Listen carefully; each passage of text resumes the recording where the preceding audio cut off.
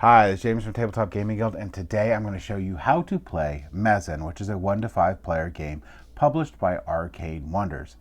You're going to be playing as an artisan trying to create the best paintings and meet your clients' desires to score the most points by the end of the game. Let's go ahead down to the table here. I'm going to show you how to play Mezen.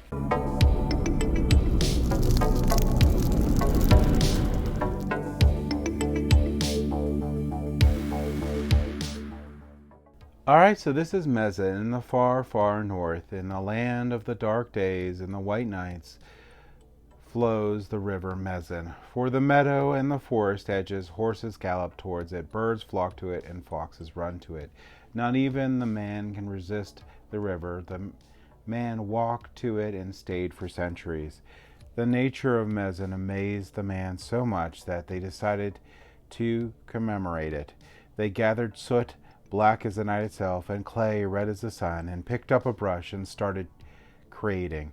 That is how the famous Mezen paintings came about, the style which the game is based on. In Mezen, you will take on the role of a northern craftsman creating intricate ornament paintings to order, combine symbols and flip tiles to accomplish the goals and earn victory points. The player to earn the most victory points after the 10th round will win. Alright, so in this game, setup is going to be pretty darn easy. Basically what you're going to do is you're going to give each player tiles here in a specific shape, so whatever shape they pick. Then you're going to shuffle these up and put them in a 5x5 grid. They'll have them in front of themselves and leave them the way they are for now. They'll get the matching shape for their points counter, and they'll place that out on the board. You're going to place out these tokens here, and you're going to give 5 of these tokens to each player. And these can be used throughout the game here to modify how you're combining your groups here.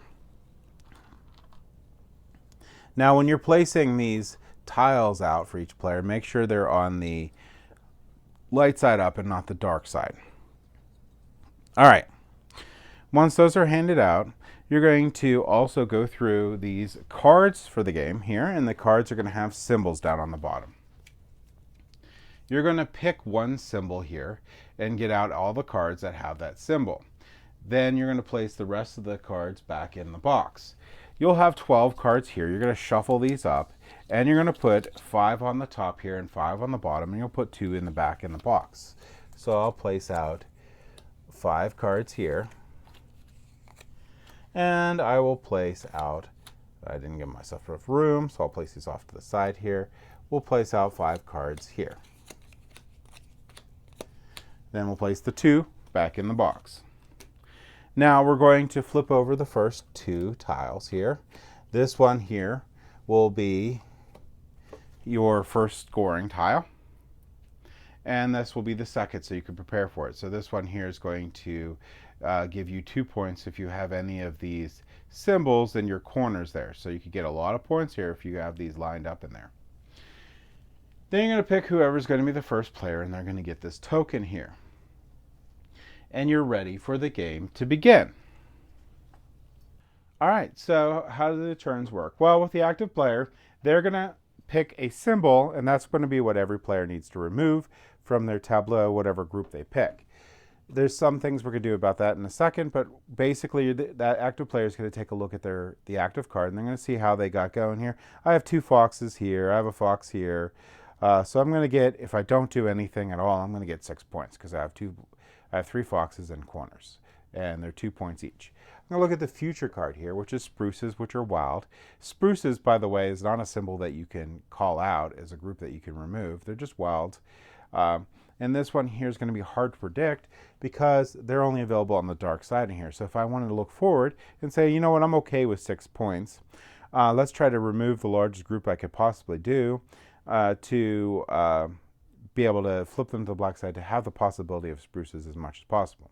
So I'll pick fish in this case because I have a group of 4 here, and I'll extend it off to here, but I'll tell you about it in a second. Now, all the other players will have to remove fish unless they give me a token. If they give me a token, the active player token, they can pick a different symbol if they wish. and remove that group instead. So I'm going to pick a group. So I could pick any group of fish that I want. I can use these tokens in a couple different ways. I can use these tokens here to extend the group, which is what I'm looking at doing, so I can have a larger group here. I can use this token to exclude a tile here that is that. So I could say I don't want all these 4, I just want these 3. But either way, whatever one you put the token on is not going to move or not be removed. So I can remove all 5 of these because it made a grouping of 4, and I extend it to this one. This one's going to slide down. Then I'm going to flip all these over, and I can pick how I place these. So I can look at this, and I'm like, well, I need a spruce in the center, so I'll put the spruce in the center. And I will place these out like so. And all the other players will do that. Now, each time that you remove these, you're going to flip them to the opposite side they are. So in the future, if I remove like this grouping here, I will flip these to the white side. And they'll resolve this. So in here, for myself, I have 6 points. So I will move my token up to the 6. And each other opponent will look at what they got and get their points. So this opponent here had a fox here and a fox here, so they would also get 6 points. They would look at this and they have to remove some fish. Do they want to do anything big? I'm thinking they're just going to they'll use one of their tokens here so they can flip these 2. So this will get flipped and this will get flipped. Oh, that's a spruce, so that's good. And this token goes in the middle after you use them, which might want to win there too. And then they would have also scored 6 points, so they would have gone up 6 points. And so on and so forth, you look at the rest. Then this card gets discarded, and we move on to the next. So we'll know this is one of the scoring, and this is the future scoring, so we can plan for it. We're going to continue doing this until we get to the 5th card and resolve it. And there's going to be an intermediary scoring here. And I'll go over that in a second here.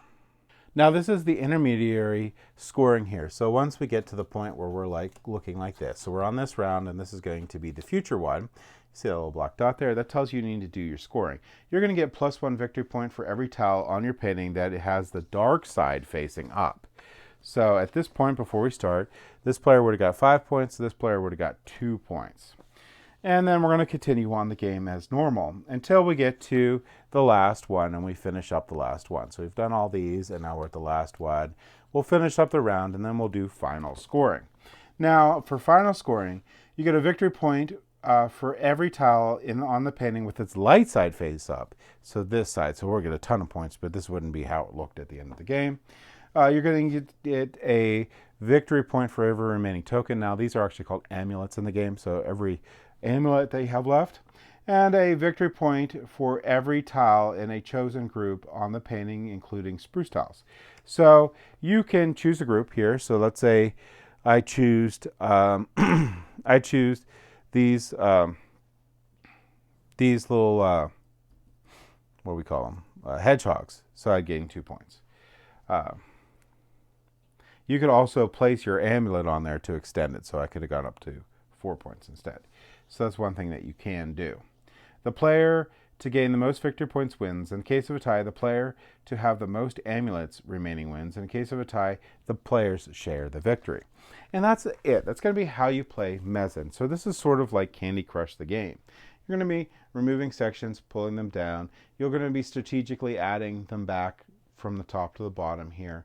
And you're going to, again, be trying to plan as best as possible for future scoring.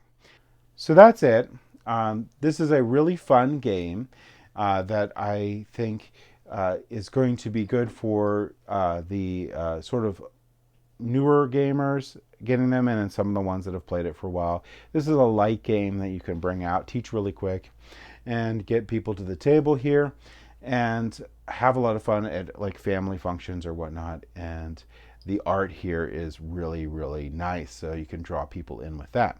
So that's going to be how you play Mezen. I hope that you enjoyed this, how to play. If you like what we do, please like and subscribe. It really helps us out a lot. Throw comments down below too, if you don't mind. tell us what you think of this game, if this is your type of game, or what do you think of the art of this game, and so on. So for now, I hope you all have a great day, and thank you for watching.